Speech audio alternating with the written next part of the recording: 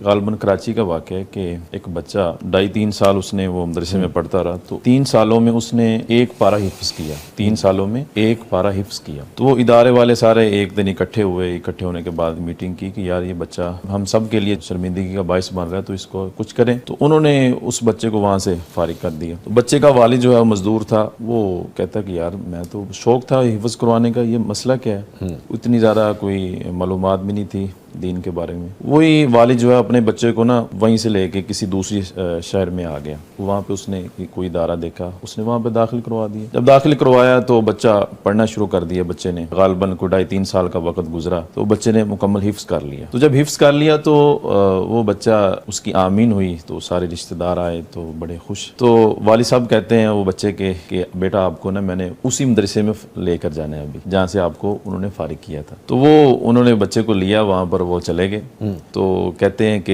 یہ بچہ ہے آپ کا شاگرد ہے۔ تو وہی استاد وہ ساری مینجمنٹ کہنے لگی یہ تو وہی بچہ ہے نا، یہ تو فارغ ہے۔ انہوں نے پھر بھی اس کو تحقیر کی نگاہ سے دیکھا، اس کو نیچے دکھانے کی کوشش، اس کو ڈی گریڈ پھر بھی کیا۔ اچھا وہ بچہ، اس کا والد جو ہے دونوں سنتے رہے، بیٹھے رہے۔ اس کے بعد نا پھر وہ کہنے لگے کہ قاری صاحب بچہ تو یہ وہی ہے، اس کا نام بھی وہی ہے، یہ والد بھی وہی ہے، لیکن میں یہ چاہتا ہوں کہ اب اس نے مکمل حفظ کر لیا ہے، آپ اس کا امتحان لیں، آپ اس کا امتحان لیں۔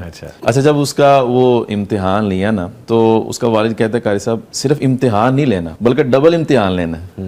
امتحان نہیں لینا، مشکل در مشکل کریں، ڈبل امتحان کیا لینا کہ آپ نے ایک مثال سورۃ الفاتحہ آپ نے سیدھی پڑھی ہے نا، آپ نے اس سے الٹی بھی سننی ہے۔ سیدھی پڑھی ہے نا الحمدللہ رب العالمین، کہ یہ رٹا تو نہیں ہے، یہ یاد ہے بالکل۔ تو آپ نے جب سیدھی پڑھ لی ایک دفعہ، پھر الٹی بھی آپ نے سننی، غیر المغضوب علیہم ولا الضالین، پھر اسی طرح بیک آپ نے جانا ہے۔ تو استاد نے وہ اس کا ٹیسٹ لیا، سب کچھ کیا، وہ الٹا بھی سنا، وہ بچہ ماشاءاللہ پورے قرآن اس کو ازبر یاد۔ استاد وہ پریشان بھی ہو رہا ہے اندر سے، وہ اور خوش بھی ہو رہا ہے کہ یار یہ وہ بچہ ہے، یہ اتنا نالائق بچہ ہے جس کو ہم نے بھیج دیا تھا، اور آج یہ اس قدر جو ہے وہ لائق کیسے ہو گیا، لائق کیسے بن گیا۔ اچھا وہ سب اساتذہ اور مینجمنٹ کہنے لگی یار جو اس کا استاد ہے، اس نے حفظ کروایا، ہمیں اس کے پاس لے کر چلو۔ وہ سارا انہوں نے مینج کیا، وہ اس استاد کے پاس چلے گئے۔ تو جب دیکھا تو اس سے پوچھا وہ استاد سے کہ کیا ماجرا ہے کہ آپ نے، یہ تو نالائق بچہ تھا، اس کے اندر یہ خامی تھی، یہ خامی تھی، یعنی کہ انبار لگا دیے خامیوں کو انہوں نے، سارے تجربات اپنے